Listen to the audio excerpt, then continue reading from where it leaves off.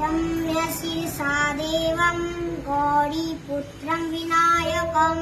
भक्तावासं स्नेनित्यमायुष्कामासिद्धये प्रथमं वक्रतुण्डं च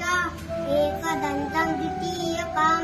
तृतीयं कृष्णपिङ्गाक्षं गजवक्त्रं चतुर्थकं लम्बोदरं पञ्चमं च षष्ठं विकटमेव च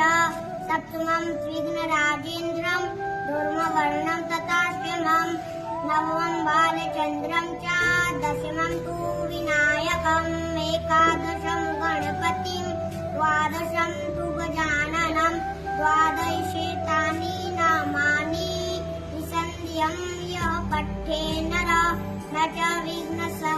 भयं तस्य सर्वसिद्धिकरं परं विद्यार्थी लभते विद्यां धनार्थी लभते धनं पुत्रार्थ